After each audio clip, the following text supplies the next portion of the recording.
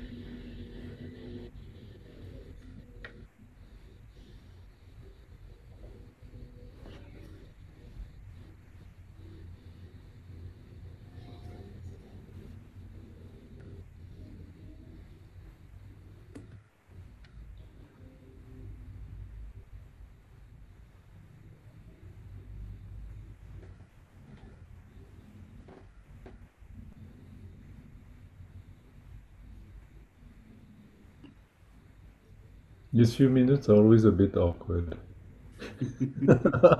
It's like we want to wait before we start. That there's like the numbers calm down and then when I see that the numbers get like don't move anymore for a few seconds, I think I decide that it's the moment to start. Sure. I'm ready, so. Yeah, I mean, I hope. Yes, I am. Okay, I see that the number. So we're gonna start. So I wanted to convey a warm welcome to our second session of our lecture series, Collecting Art in Imperial Russia, co-organized by Princeton University and the European University at St. Petersburg in Russia.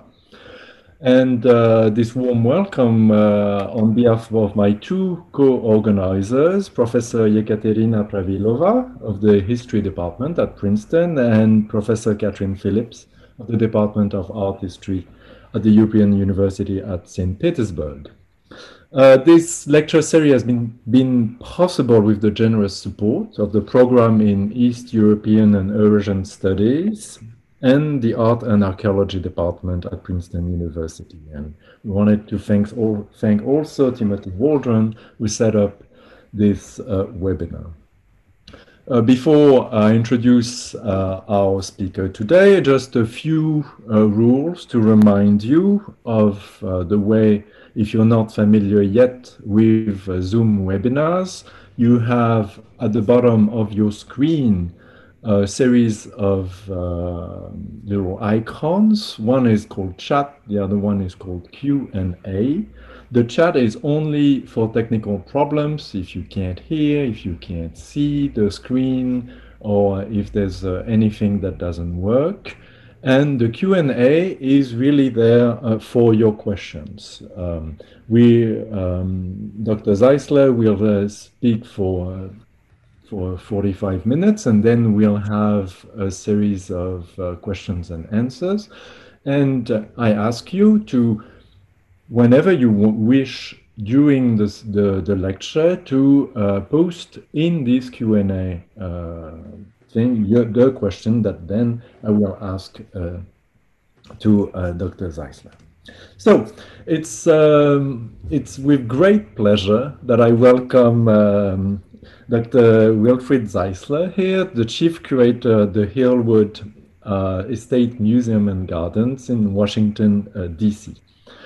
I've known Wilfried for a long time, since he arrived from the Ecole du Louvre to Sorbonne University, and we worked together, interested by the same topics around Russia. Wilfried, since then, has become one of the lead experts on French and Russian 19th century decorative arts. He published a book in 2010 on French ceramics, commemorating the French-Russian alliance, and his dissertation on the French objects of art and luxury goods in Russia at the end of the 19th century and the beginning of the 20th century was published at Mare Martin in Paris in French in 2014. Between 2009 and 2011, he has participated in and curated multiple exhibitions in Paris, Monaco, and at Hillwood. The most recent exhibitions he curated were Fabergé Rediscovered in 2018, Bouke de Vries, War and Pieces in 2019, and if you go, and I hope you go to Hillwood, you will be able to see the current exhibition, Natural Beauties, Exquisite Works of Minerals and Gems, that is currently on view. In February, they will open an exhibition on the contemporary ceramist, Vladimir Kanevsky, and in June, fantastic exhibition on the Roaring Twenties. Wilfried has also co-authored the book on Konstantin Makovsky, the stars painter in America and Paris, the Fabergé Rediscovered, Vive la Belle Époque à Paris, Paul de Russie and Olga Paley in 2018. So he's, as you can see, Wilfried is not someone who's just sitting and waiting that time passes. And he has currently two book projects. One, which is immediately related to the talk he's giving today on Yusupovs and the Parisian culture. And the second on the collection of Hillwood's founder, Marjorie Post. And this one is co-authored with his curatorial team. So, without further ado, let's hear Wilfried Zeisler on the Yusupovs in Paris building a collection. Thank you very much for your introduction, and thank you everyone for having me today for this great opportunity of sharing with you this overview of what is a book in progress. I hope to have it completed quite soon and hopefully published in French in Paris next year. So, of course, this is not the first book on the Yusupovs and won't be the last one.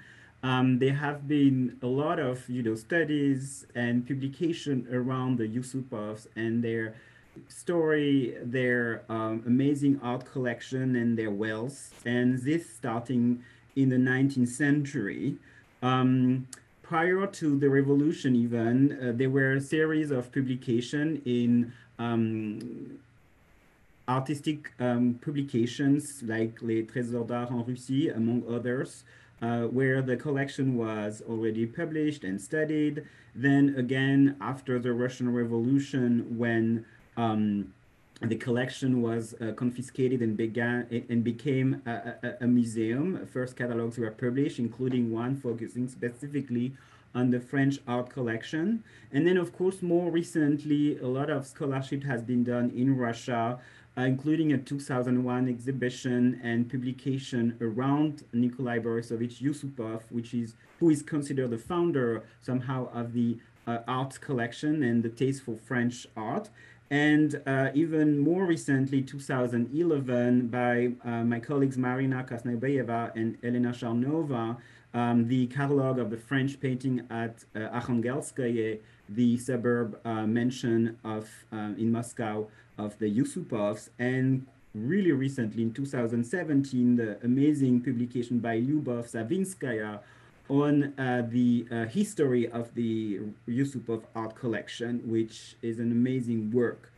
But there is a lot to say on this amazing collection, and my goal in this overview I will share with you today and in the book I am preparing right now is actually to focus on the family interest for French culture over several generations. So not focusing only on one, character, one figure, but like trying to find out and follow that path through different generations from the late 18th century to the early 20th century, which will be presented as an aspect of this tradition among, Russian aristocrats of an interest for French culture, but also showing what is specific with the Yusupovs, and with three main points that we will explore today through different generations. So the success and interest for French art in Russia in the 19th century, French interior design and furnishing,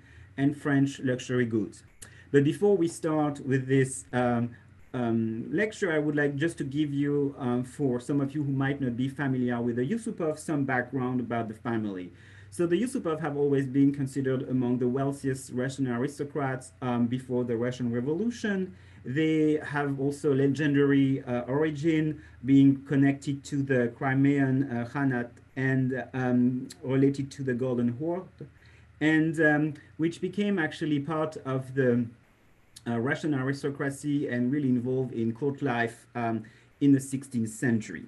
But our period of interest today is actually the late 18th century and the period of Prince Nikolai Borisovich Yusupov, born in 1751 and dead in 1831. So Nikolai Borisovich Yusupov actually is really a great example of this, enlightened aristocrats from the late 18th century, a model that we know was typical of the court of Catherine the Great. But actually for the family, the open and interest for the West started with Nikolai's father, Prince Boris Yusupov, who actually was one of these aristocrats that Peter the Great, in his, program of modernizing and westernizing the empire, sent abroad to be educated and do a sort of grand tour, which included France. And from 1717, actually, Boris Yusupov went to France, studied at the Royal Navy Academy in Toulon, and actually used what he had seen and studied in France to help develop the theater and education system in Russia in the 18th century. So following somehow already a family path and a family model, Nikolai Borisovich Yusupov was sent abroad quite quickly at a young age. And in the 1770s, at about 20, he will travel abroad on a regular basis, due mostly to his position in the foreign affairs at the Russian court. And while traveling, of course, he will spend sometimes in Paris. So he will visit Paris on a regular basis, started in the 1770s, coming several times there in the late 18th century, and again in the early 19th century. And for example, an anecdote in 1804, where he is one of the Russian representative of the court at the coronation of Emperor of France, Napoleon I. When he was going to attend a festivity organized in Paris, he was asked at the entrance, quote, "Are you a king?" And he just responded, "No, a Russian prince," end of quote. And so that shows you like the context of, traveling of Prince Nikolai Borisovich Yusupov. And when in Paris, as one still does today sometimes, when you visit to Paris and you are interested in art, he will be in touch with artists, visit studios, attend auctions, and build progressively a network in the artistic circles in Paris, and develop them and continue them over decades to progressively build his amazing art collection. So one example of a very well documented, important trip to Paris that was at the origin of this network he built with the artistic circles in Paris was in 1782, when Prince Nikolai Borisovich Yusupov was a member of the suite of, the heir to the Russian throne. You can see him here, Paul I and his wife Maria Fedorovna, these two portraits from Hillwood's collection. They are on this portrait already rulers of Russia, but when they traveled to Europe and to Paris in 1782, which was part of their grand tour representing Catherine the Great in Europe, so they were the heir to the throne, and they will be in Paris. Nikolai Borisovich Yusupov was with them, and they were introduced to the art circles in Paris. They will meet with different artists, and the Grand Duke and the Grand Duchess will do commissions. And Prince Nikolai, being part of this group of, Russians, he will play a role of sort of intermediary, and we have some correspondence between the Grand Duke and the Prince and the artists, following up and playing a role of intermediary between the court and the commission that have been done. But he will also use that as an opportunity to make his own commission for his own collection. And here, as an example, you have one of the first or a very early Hubert Robert, a must-have for collector in the late 18th century, that Prince Nikolai Borisovich Yusupov commissioned in 1787, and it's showing typical of the art of Hubert Robert, inspired by antiquity. And here a fire, which is a sort of a representation of one of these historic scenes of the fire of Rome, and it's actually very similar to one of the paintings that Grand Duke Paul had commissioned from Hubert Robert after the visit in 1782, which is now at Pavlovsk in Russia. And that painting from Nikolai Borisovich Yusupov is now in at the Hermitage in St. Petersburg. So that's technically how this connection were made, and that trip was particularly important for the history of the building of this collection and the connection made in Paris. Hubert Robert was not the only artist that was visited by the suite of Grand Duke Paul and Prince Nikolai Borisovich Yusupov in 1782. He also visited the workshop of atelier of JeanBaptiste Gross.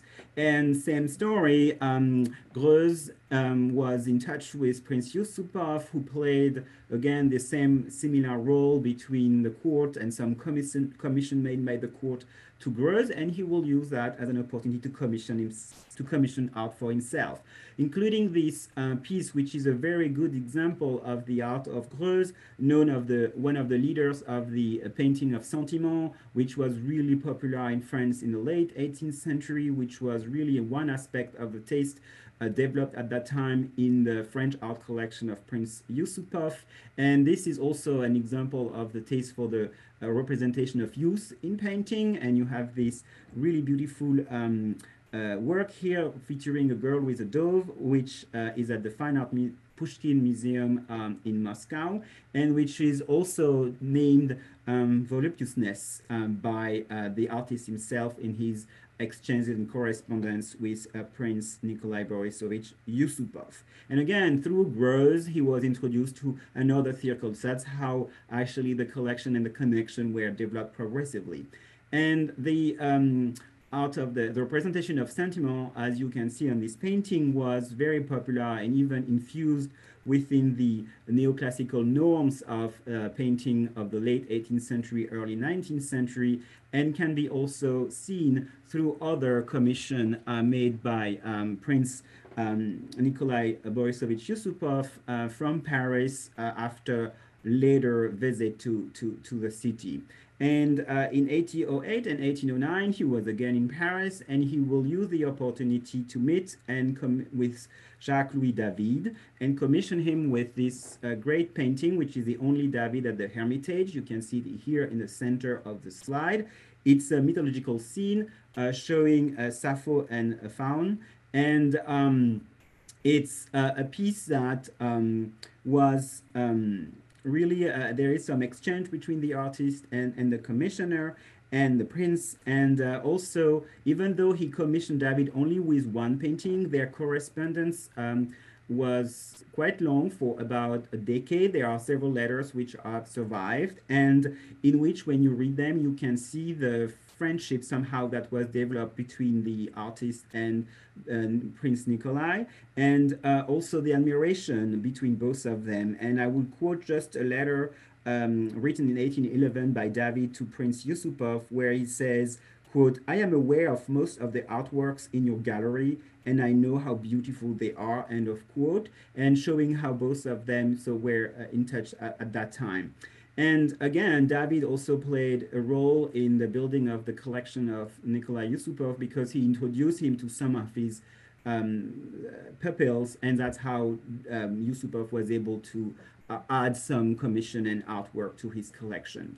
And this letter I just quoted date to 1811, and actually that year Prince Yusupov commissioned 2 additional paintings you can see on this slide, and they were supposed to create a sort of series on the similar themes of love and mythological figures here, with Morpheus and Iris on the left, which is at the Hermitage, and on the right, Aurora and Cephalus. And those 2 are by Pierre Narcisse Guérin, and they were supposed to create this ensemble of paintings on the similar themes for one room with the famous other artwork from Yusupov's collection, but by an Italian sculptor Antonio Canova, the famous Cupidum Psyche you can see at the bottom of this slide, and all of them were shown together originally at Arkhangelskoye, so the suburban residence of the Yusupovs in Moscow. And again, this painting, especially the one on the right by Guérin, is actually a second version of a painting he showed at the Salon in 1810. So most likely something that, you know, Prince Nikolai had seen, and that also how often these commissions were made. Prince visiting Paris will go to the workshop, but also visit the Salon when it was happening, see some artworks, or these artworks were featured through prints or engravings in, you know, or talking about in a local, you know, newspaper. And then so he will go to the artist and then commission a replica for his own collection. And that actually happened, a similar story with another commission he did in 1809, which is another opportunity that often Paris offered for the Yusupovs and for foreign visitors to commission a family portrait. And here on the left, presented at the Salon in Paris in 1808 by Antoine Jean Gros, a piece which is at Versailles now in France, very successful at that time, very commented in the art world when it was presented at the Salon in 1808, a portrait of Jérôme Bonaparte, a brother of Napoleon I. And as you can see, most likely Prince Nikolai heard about it, saw it, maybe, and then he commissioned Gros to create another version, but featuring a portrait of his son, the heir to the throne, Prince Boris Nikolaevich. And here you can see the painter used exactly the same composition, but he, in the costume especially, the fur, the pants, the headdress, the hat, and the feather are quite different and give a sort of Oriental feel to the painting to most likely present the legendary origins of the family.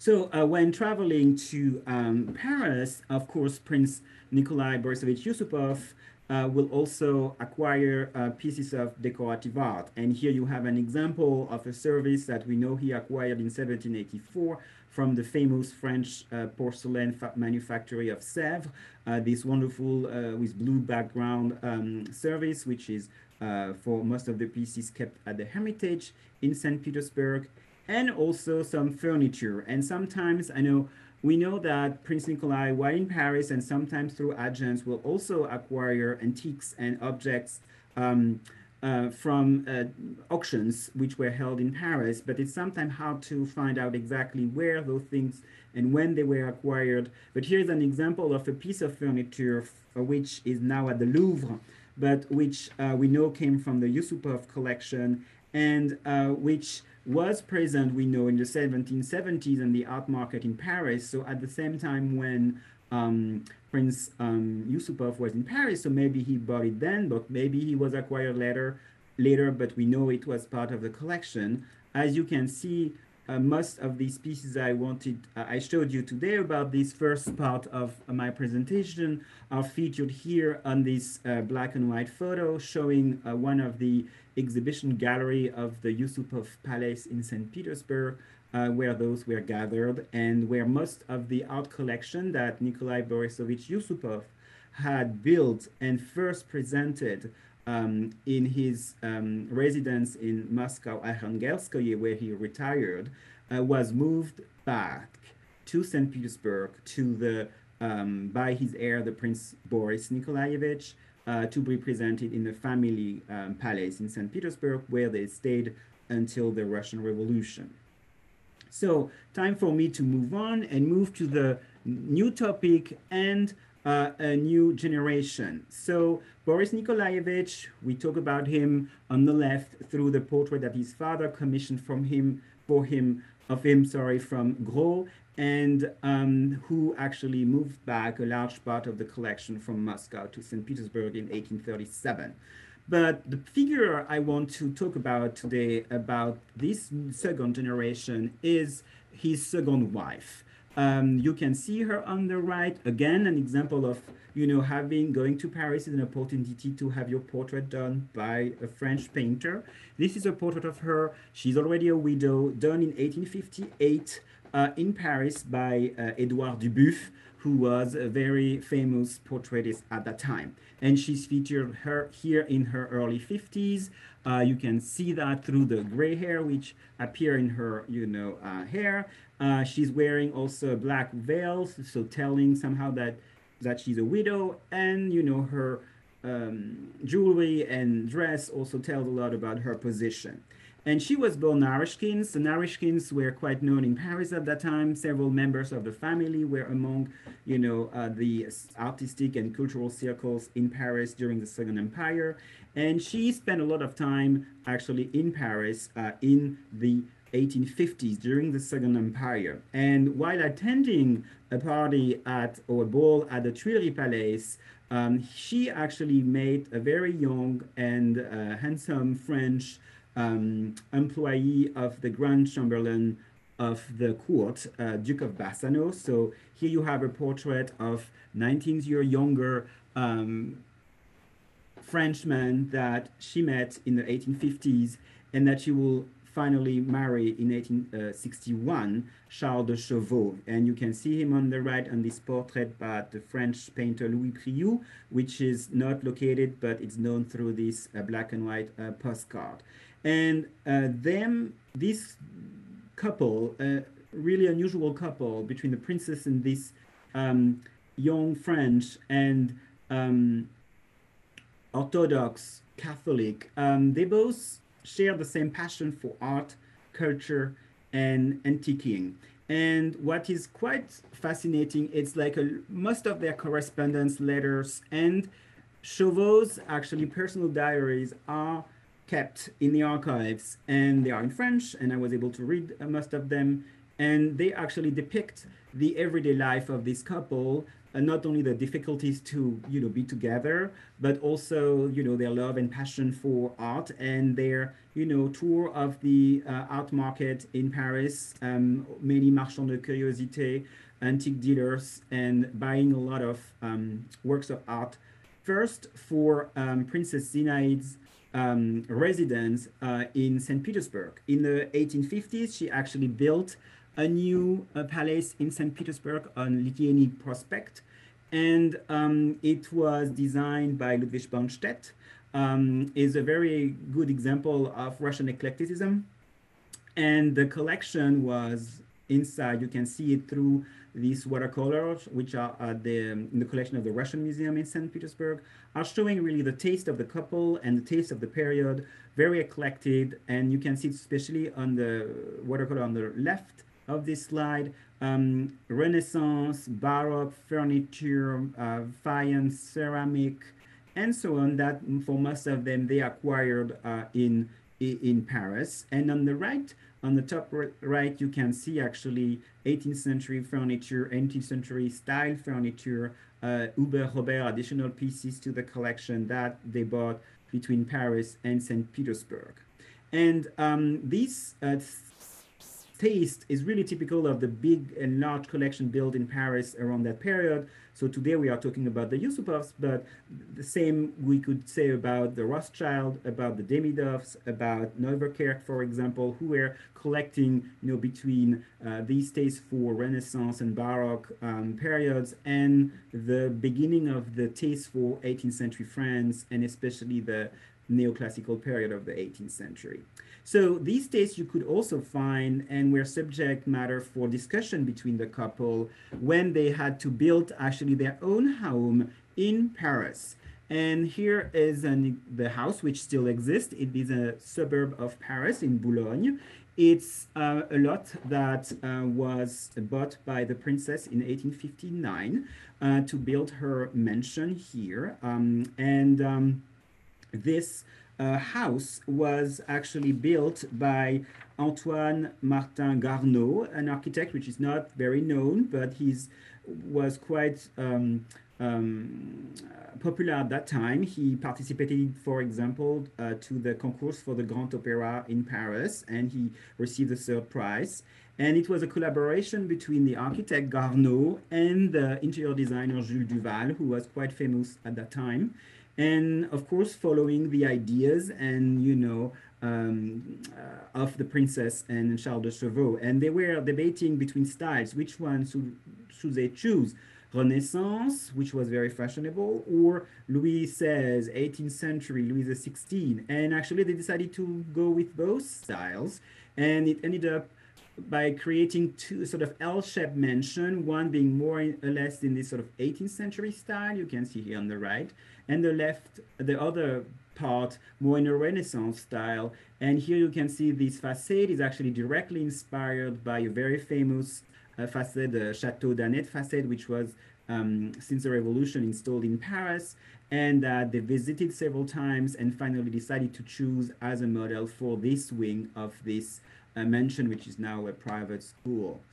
And same, the interior was designed in the same way. So this is the floor plan of the building they created in Boulogne, which is here it was a sort of 18th century inspired part of it, which was connected through a library on the first floor and through a grotto on the second floor to this huge room, which was, you can see it on this drawing on the right, which was in a Renaissance style. And you can see Chauveau sitting here as an amateur, as a collector within his collection of, Renaissance furniture and especially tapestries. He was mostly known for this taste.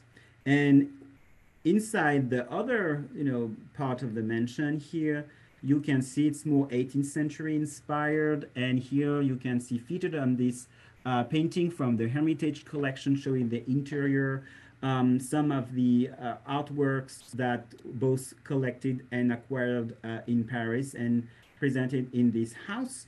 And of course, some of the decor was made also in Paris, like all the textile rugs and curtains were made by Braconnier. And from the archives, you can see the initials for the Z for Zinaïde and double C for Charles de Chauveau, and who was a count. And you can see it here on the painting. These titles he bought them because he needed actually aristocratic titles and also a new position to be at the same kind of rank in the society as the princess to be able to marry her. And they married actually in 1861 in St. Petersburg. And the position he got actually for the French government was an opportunity to build another house and increase also the collection, again, mostly built on the art market of Paris, which is Château de Kerriolet, which is in Brittany.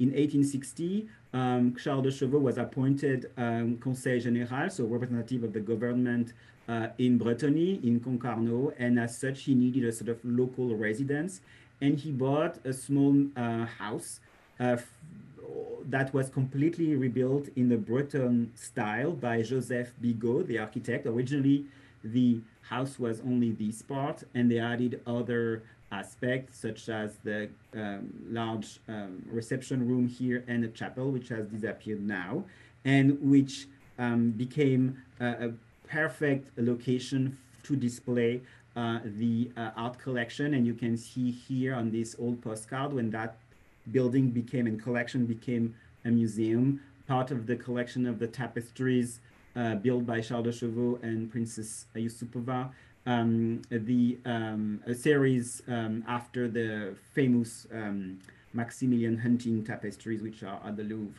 And what I like on this postcard is this large mantle piece on which you have this program which features actually Charles de Chauveau as a sort of medieval knight, and such a like a Jesse, a tree of Jesse. His genealogy, which was all invented, was connected to all the most important historic events in France. And um, in her correspondence with Prince Nikolai, with her son of Princess Zinaida, his wife, Princess Tatiana, uh, was making fun about these stories that he was building around Cabriolet and about his fresh and new titles of nobility. And she quote about one of these other quote is when she's writing to Prince Nikolai, so the son of Zinaid, she says, as if French history began in Cabriolet. So he was telling stories like, and as everything started there in the history of France. So it was a way for him to build for Chauveau a new, past. And this, so Chauveau actually died about 10 years before Princess Zinaide. And then she decided in 1891, and it happened when she died in 1893, to give Cabriolet and the content of Cabriolet to the local department, and it became a museum, which functioned as a museum until the mid-20th century. But time now to pass to the next generation I was just mentioning in this correspondence. So the son of Princess Zinaida Ivanovna and his wife, Princess Tatiana de Ribeaupierre. And here you can see, again, a portrait made in Paris, but by Franz Xaver Winterhalter on the left. And after his work, a painting most likely made in Russia, but reproducing the composition, but adding some jewelry here for this more formal portrait here, both at the Hermitage. And here again, most likely inspired by, the model of Princess Zinaida by the mother, Prince Nikolai Borisovich Jr., actually commissioned in Paris the complete design of his private apartment of the family palace in St. Petersburg. Here you can see this is today still open to the public, the Yusupov Palace in St. Petersburg on the Moika Canal, Moika River. It was originally an 18th century palace which was owned by the Shuvalovs, was transformed in the late 18th century by Jean-Baptiste Valin de la Motte, French architect who worked at the Russian court and added this portico here, and was finally acquired by the Yusupovs in 1830 and was their main residence until the Russian Revolution. And the private apartment of Prince Nikolai Borisovich Yusupov Jr. was actually on the first floor here and partly on the second floor. And we know that he commissioned the architect Hippolyte Monighetti, who was a Russian architect, but who had worked for his mother and had strong connection in Paris. But for the interior design, a lot of work was commissioned in Paris. And it included actually a large part, and you can see that through these watercolors, which were made after the completion of the interiors in the 1860s, and which are the Russian Museum in St. Petersburg. So the work made in Paris and designed in Paris included actually a large part of the ornamental decoration of the ceilings and of the framings, which was made by Cruchet, a French specialist in carton-pierre déco, or cardboard stone figures, and the Renaissance style, the 18th century style, and they were delivered, chosen, designed in Paris, delivered to St. Petersburg, and then installed by local artisans such as Dilev brothers, who were specialized in these techniques in Russia. So a large part of the decor, but also a large piece. The palace is particularly known for its amazing Carrare marble staircase. You can see it here on these two watercolors, the entrance and the staircase itself.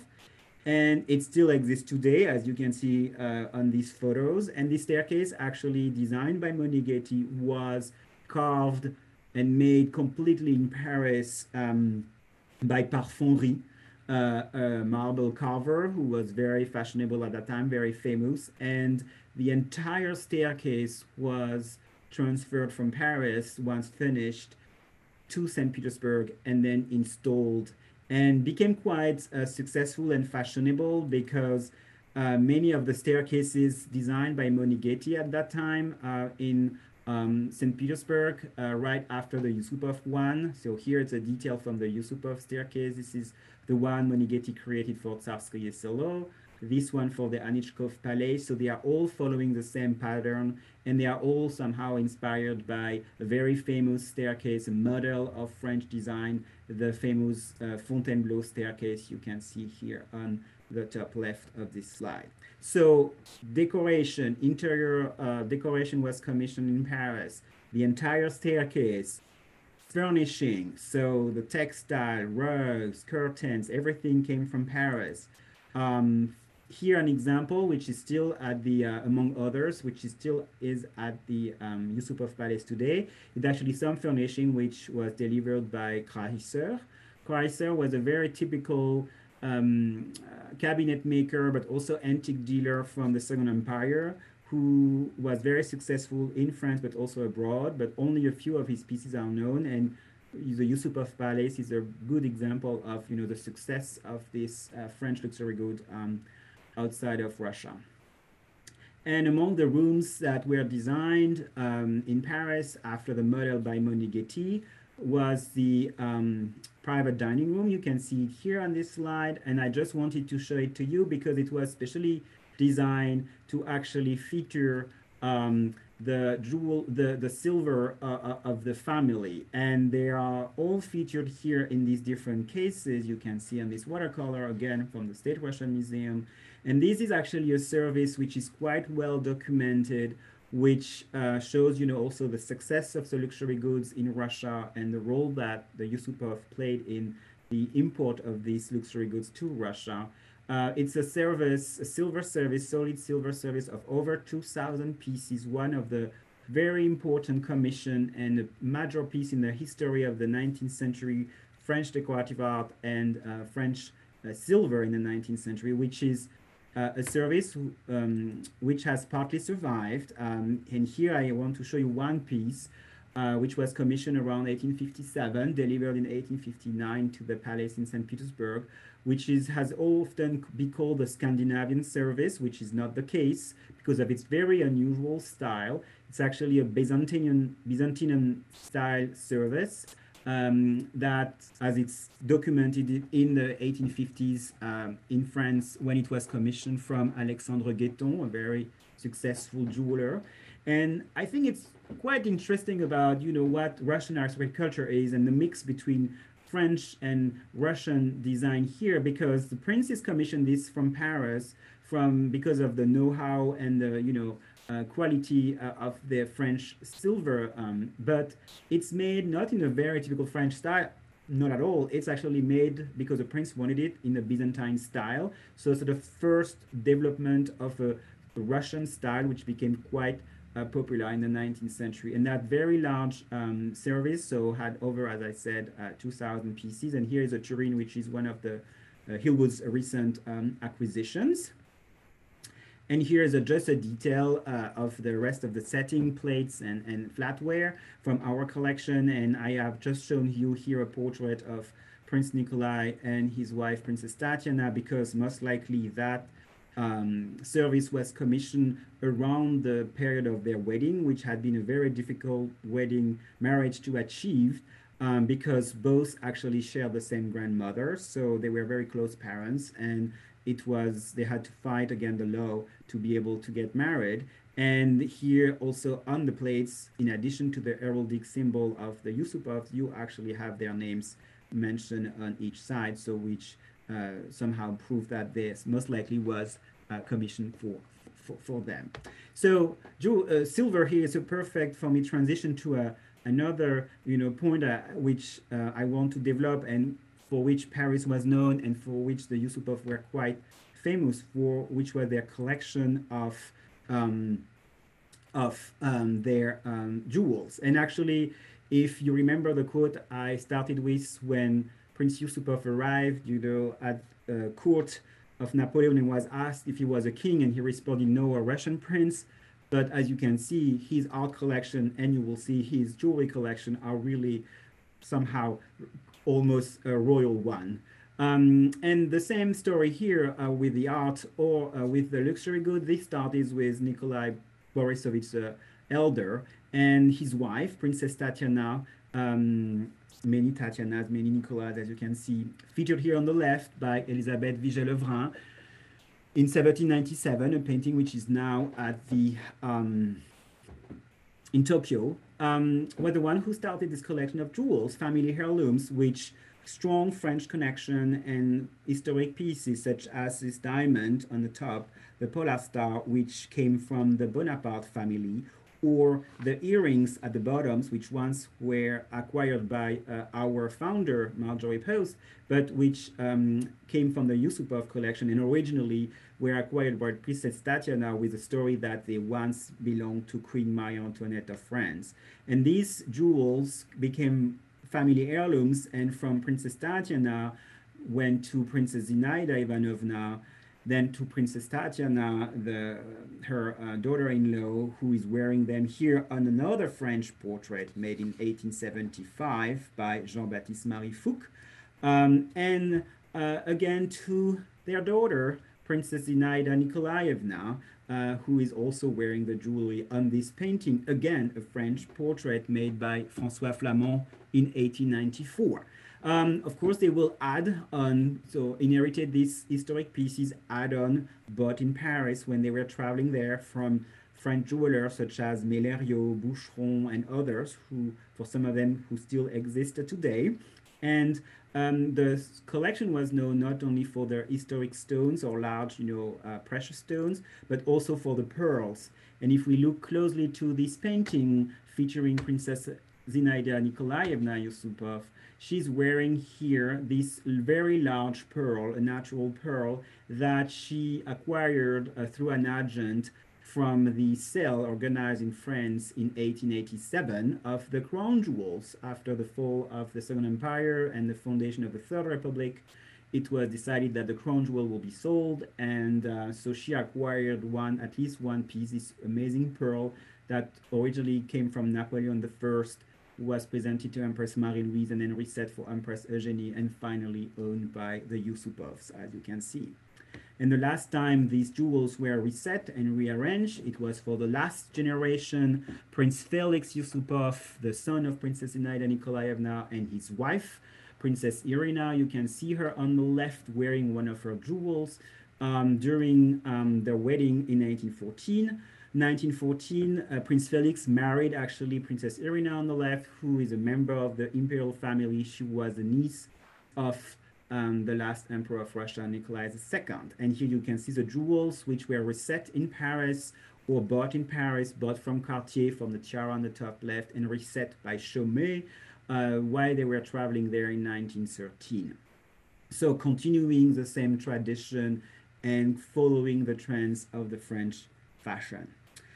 So as a conclusion, I wanted to give you some, slides, show you some slides and tell you more about the fate of these, collections, art collection, furnishing collection, and also luxury goods.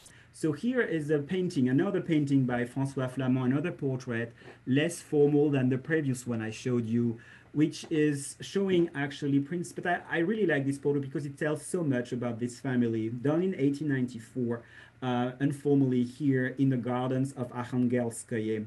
So here you have this very elegant woman from the Russian aristocracy, Princess Zinaida Nikolaevna, in this garden, in the background, telling for the aware, viewers of this painting, the history of this family, the direct connection to the culture that is symbolized at the back by Arkhangelskoye, the residence in the suburbs of Moscow, which was the ideal world built by Prince Nikolai Borisovich Yusupov, the elder, where the French collection originally was, and which was surnamed actually the Versailles of Moscow.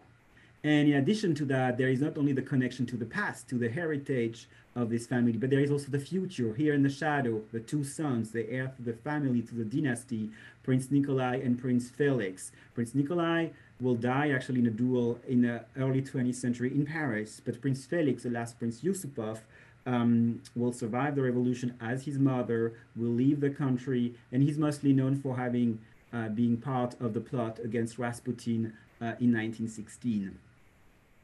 And the family, so as I said, escaped Russia, saving some of their heirlooms that you can admire all over the world today. What was left in Russia, a large part of the collection, was actually first transformed into a museum. And the palace in St. Petersburg, the Moika Palace, became a museum open to the public right after the revolution in 1918, but not for a long time.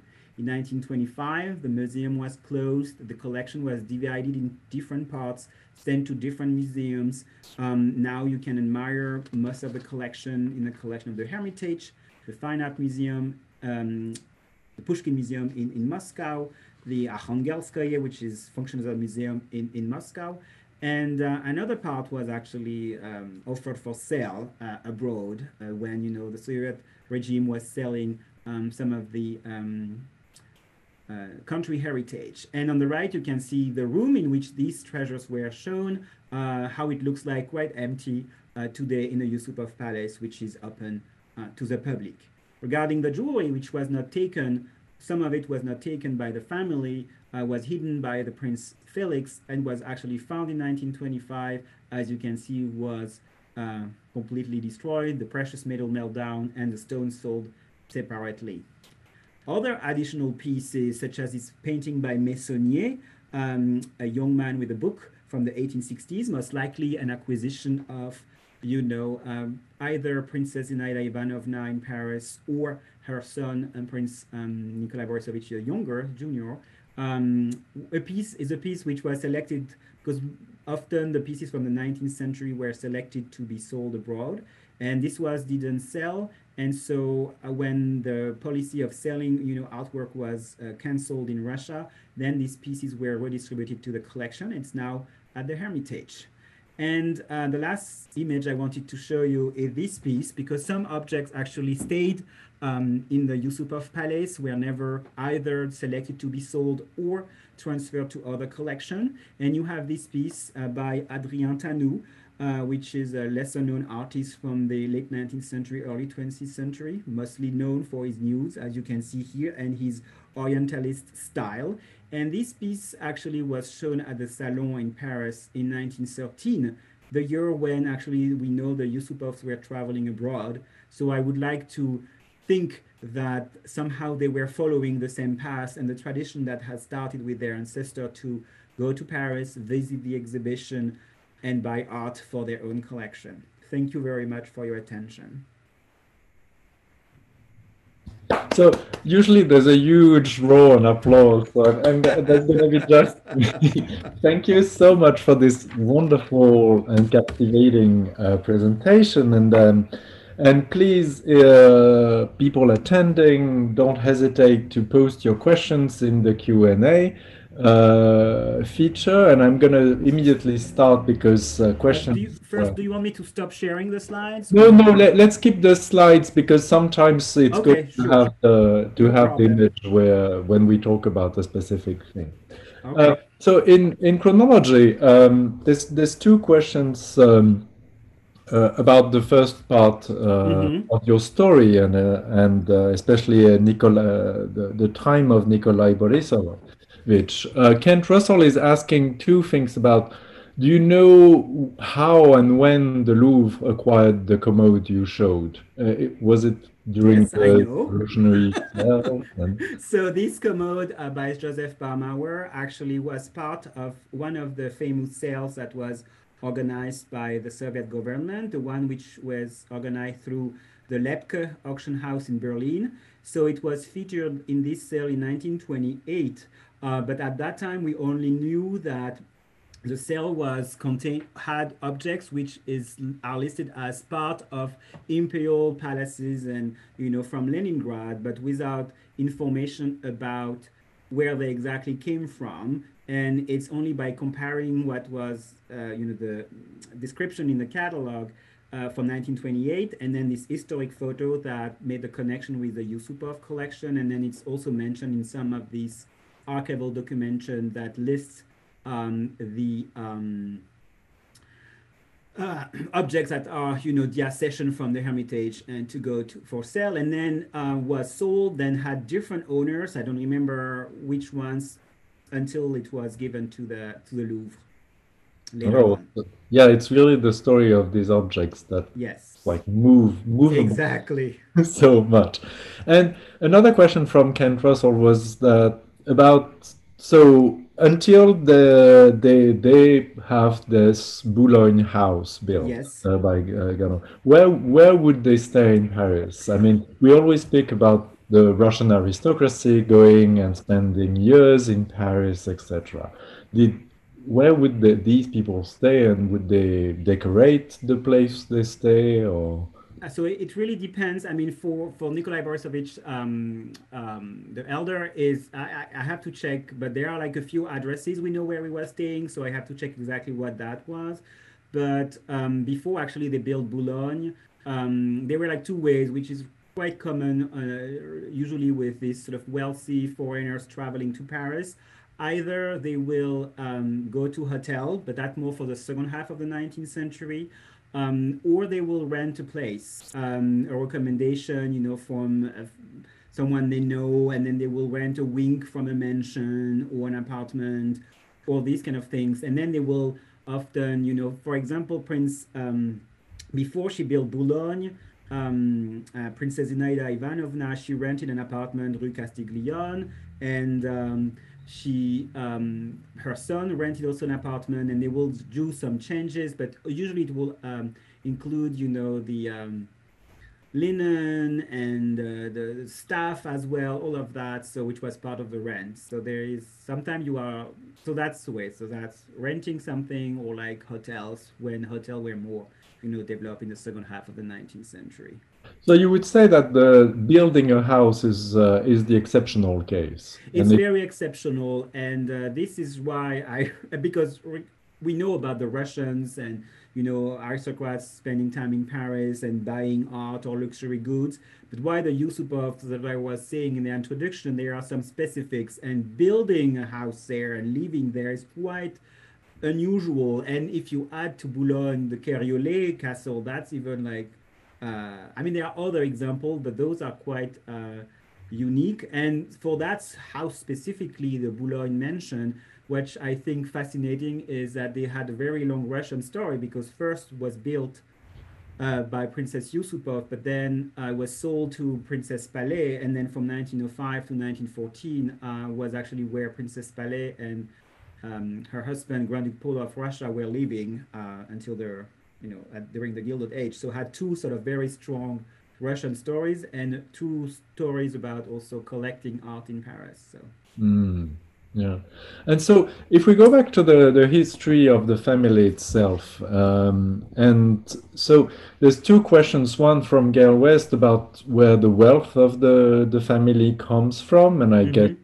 that's going to be an answer, And another one by Jaya Anka, who would want to know if you could speak a little more about the allure of the Oriental in the family self-fashioning, in promoting the legendary origins of the family.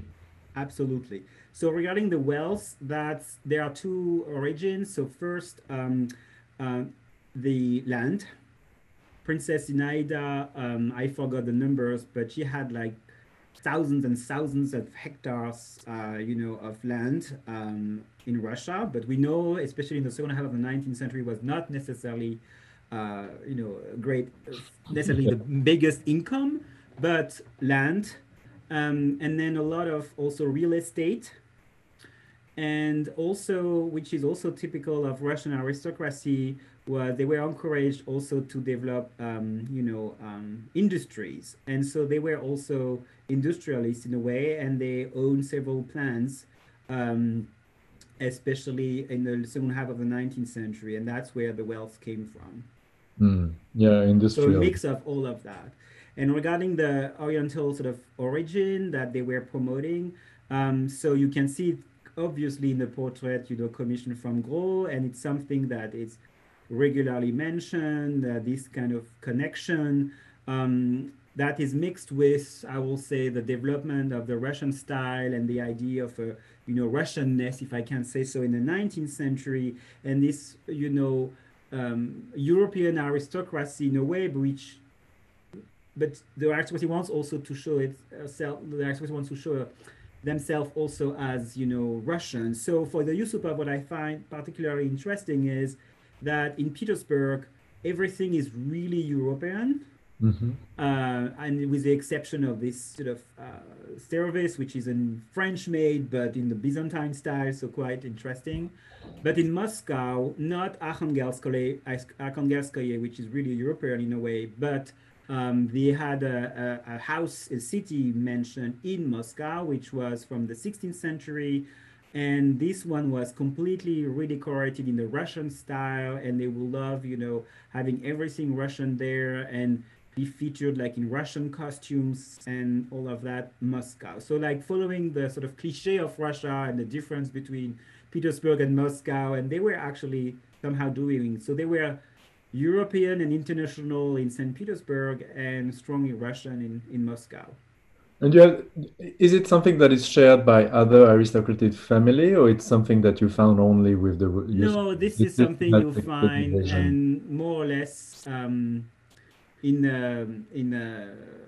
the development in the late 19th century. So this sort of both aspect, and I'm just thinking another example, just thinking of silver, like in 2012 when they found this, hidden silver from the Narishkin family in a hidden location in St. Petersburg, which had been hidden there since 1917. So they found all the family silver of the Narishkin family. And what I was fascinated by is that they had two very large services, one very European made in Paris and one very Russian made in Russia. So kind of way, like depending on who you were having on your table or the message you wanted maybe to showcase, when you were giving a reception, you could decide either I am very European tonight or I'm very, Russian tonight, I will say. But they were like, yes, this always one way being very European and one way willing to show that they are really Russian too.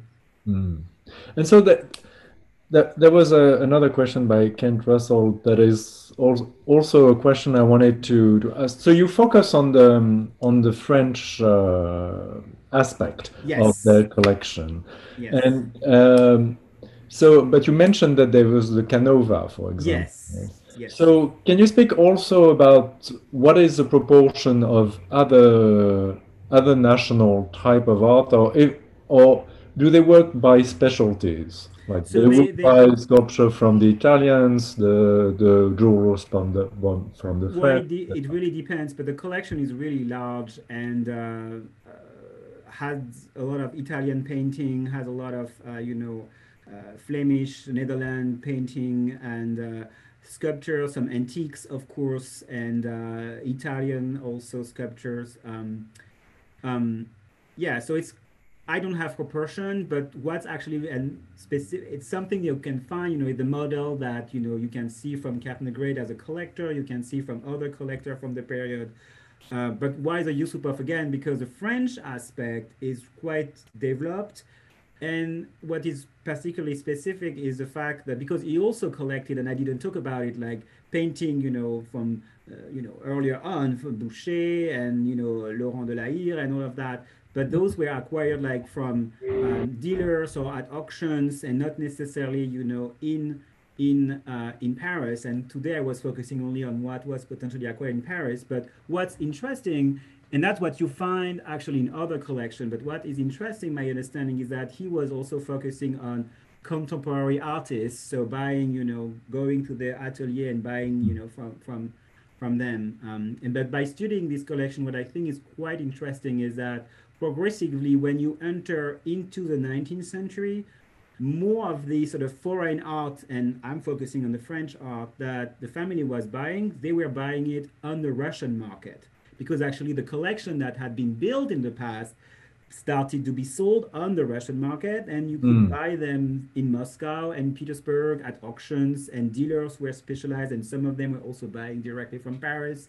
All this connection and network will be part of my study, but it's a very long topic, and I will also have some proportion and numbers, but I have not done my graphic yet with a percentage, but yes, if you are interested in Italian art and Netherlands and all of that, this was also a large part of the Yusupov collection. And we're staying with the the question of buying French contemporary art, etc. Alexander Moussial asked if you can speak a little more about the purchase of the Hubert Robert series and So the Hubert when Robert, it I was mean, critical. so I started with Hubert Robert just to illustrate the fact that he used the being part of the suite of people who were traveling with Grand Duke Paul and Maria Fedorovna in 1782 was a fantastic opportunity to meet with artists and visit studios. And Grand Duke Paul commissioned a series, and they are quite well known, and they are now in Russia, and they were for his different residences. And then most likely because of that, Prince Nikolai Borisovich began buying pieces by Hubert Robert. So the one I showed is one of the first one, but he bought others, and he also later on the family actually continued that trend. So, for example, what I think is quite interesting is that he had built a nice collection of Gross and Hubert Robert, but the followers will continue and add on to this collection, especially Zinaida Ivanovna, who bought also a series of Hubert Robert and Gross, painting by Gross, and the series actually of Hubert Robert she bought them in Russia from a Russian collection. So telling what I was just mentioning earlier on.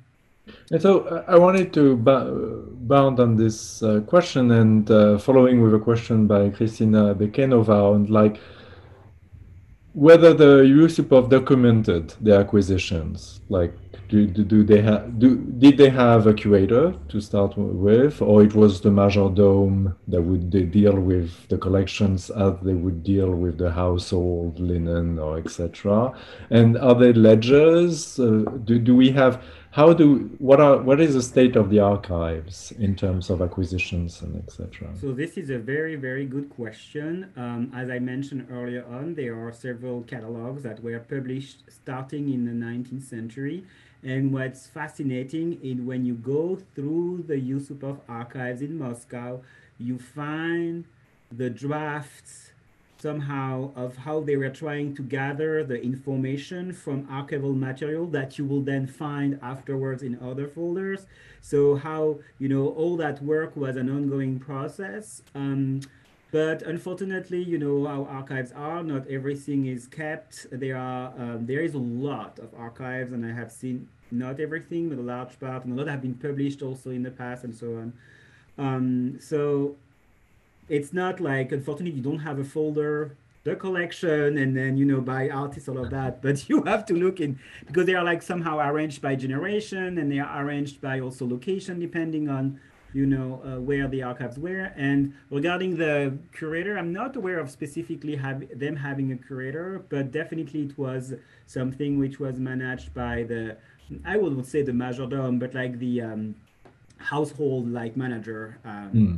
Who was managing that. But I will say that regarding some figures, and especially the one I mentioned today, most of them were their own curator, I will say. So definitely I will say that Nikolai Borisovich was building his own collection. Same for Zenaida Ivanovna. And for the last Prince Felixovich Yusupov, we know from his memoir that he says how he was actually going around his properties and shooting all the art that he had found from the storage to build his own decor, of course, with the help of an architect and of that. But I'm not aware of them specifically having a curator in a sense of what we call a curator today.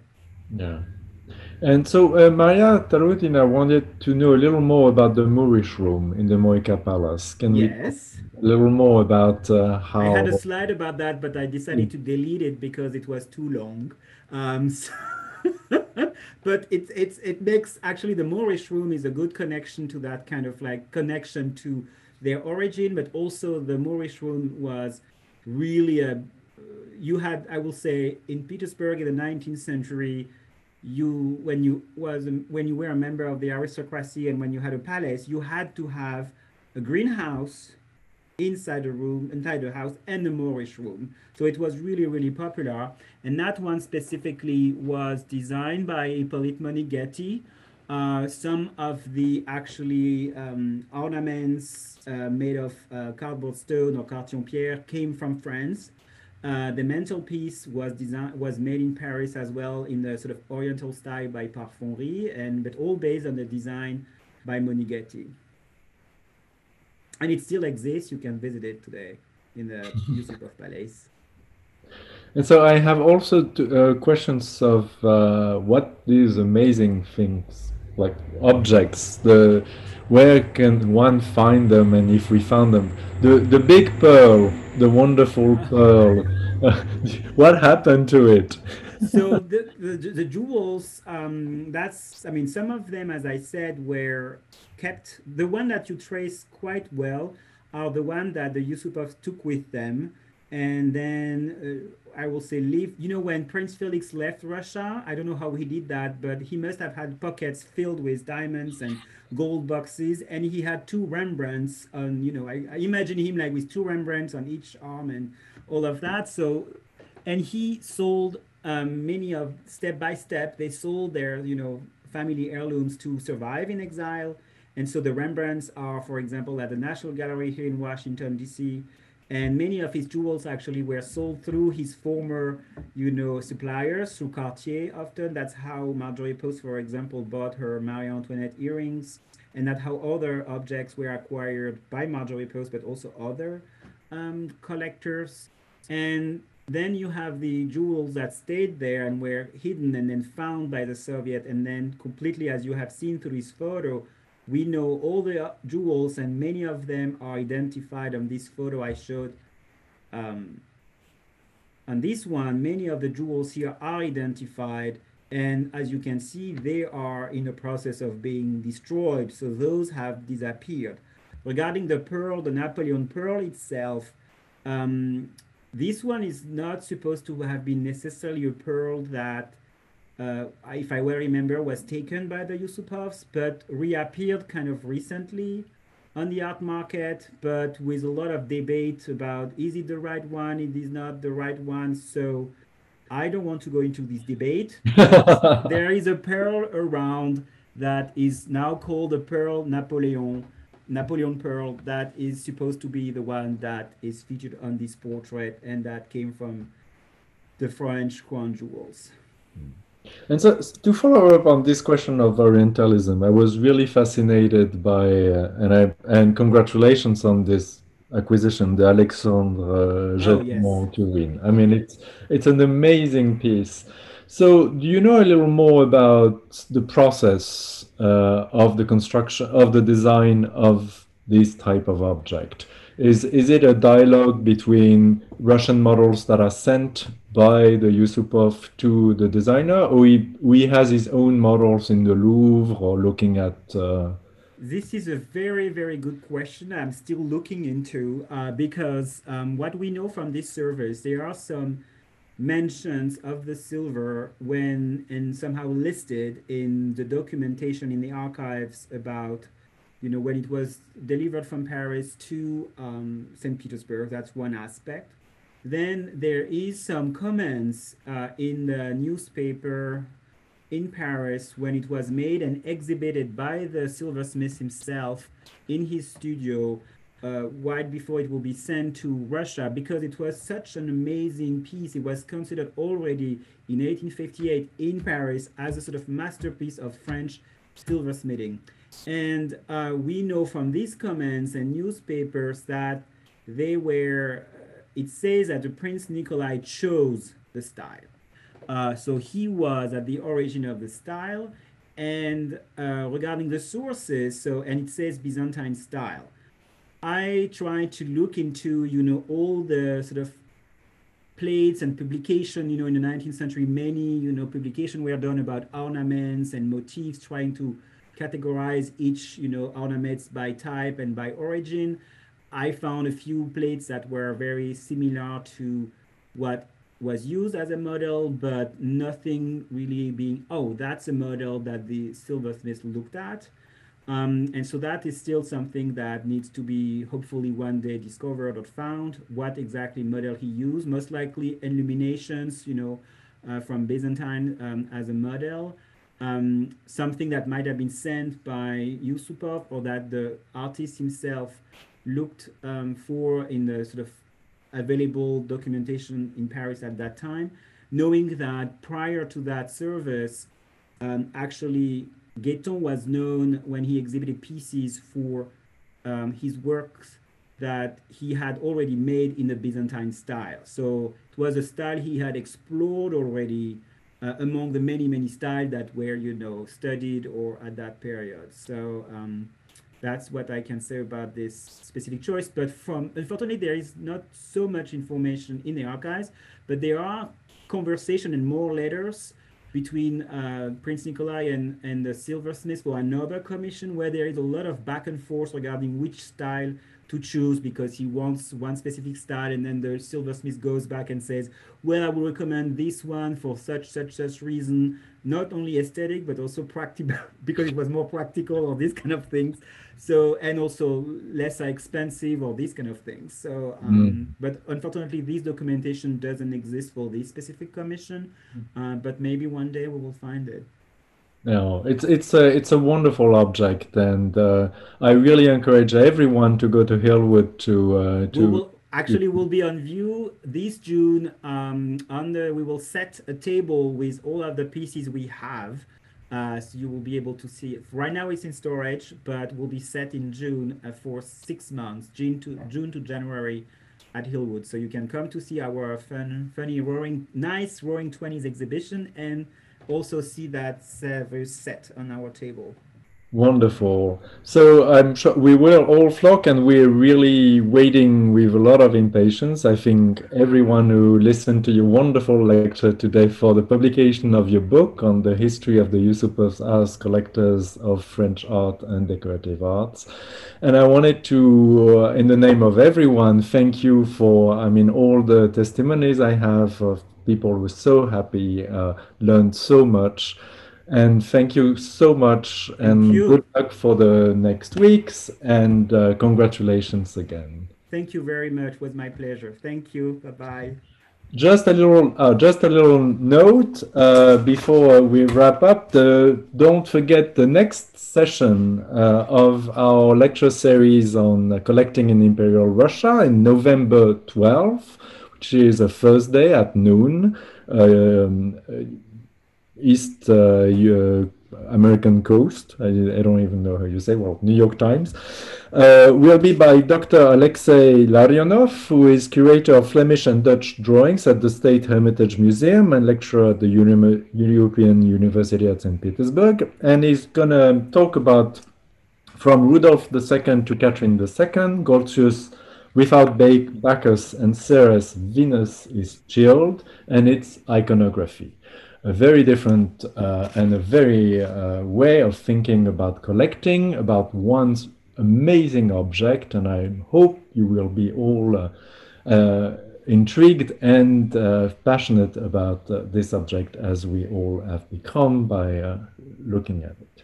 Thank you all so much for attending this lecture, and stay safe and have a great time. Bye.